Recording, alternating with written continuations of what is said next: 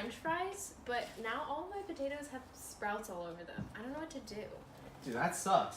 You know, actually, there's an old wives' tale that if you put apples with potatoes, it'll stop them from sprouting because the ethylene in them, as they ripen, stops the potatoes from sprouting. Huh.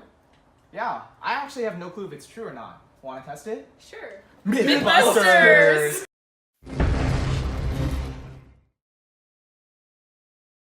Investigating whether or not apples reduce sprouting in potatoes, William meets Professor Tater. Well, it is such an honor being here with you today to talk about some of the stuff that I do for a living.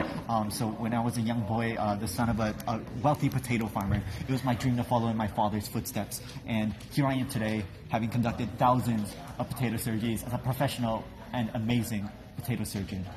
So what's the effect of ethylene in apples on potato sprouting?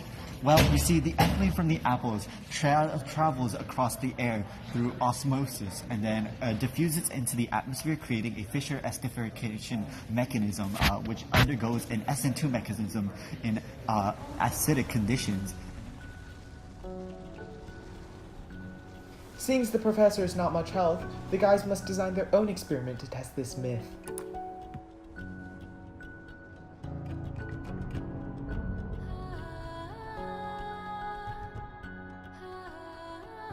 So I think we should just randomly get some red potatoes and assign them to two groups, one of which has apples and one of them is grouped without apples. So we should do that, but we should also include them in plastic bags so the ethylene does not escape their groups with apples. And we should also put them in cabinets so it's dark conditions that potatoes grow. I like what you're thinking. Let's do it.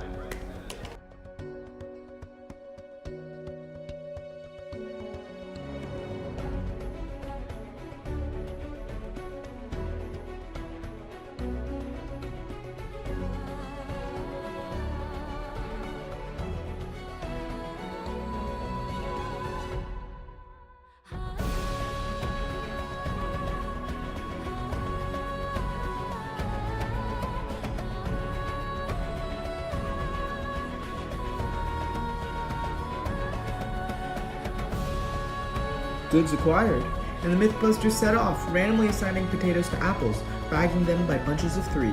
But will these gorgeous scholars stop Spuds sprouting? It will be a week and an hour of counting to find out.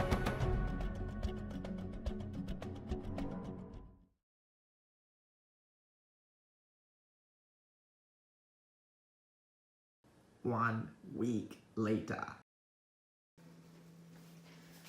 Alright, the moment of truth.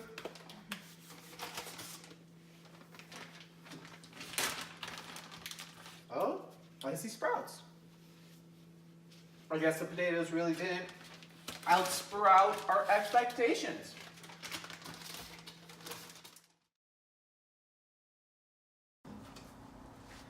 Alright guys, so what did we learn? So we learned that in the group with no apples, we had an average of 15.9 sprouts per 3 potatoes and a standard deviation of 2.01. In the group with apples, we had an average of 15 sprouts per 3 potatoes and a standard deviation of 3.71. Okay, so the average of the sample group with apples did have less sprouts, but is it statistically significant? Well, we did a 2-sample t-test to find out, and we got a p-value between 0.25 and 0.20, which is higher than our alpha significance level of 0.05. So we do not have convincing evidence to reject our null hypothesis, and therefore, for Trader Joe's red potatoes, Gala apples do not significantly decrease the number of sprouts per potato. I'd say that about wraps it up. I'd call this a myth busted. Myth busted! Alright, nice. Perfect. Beautiful.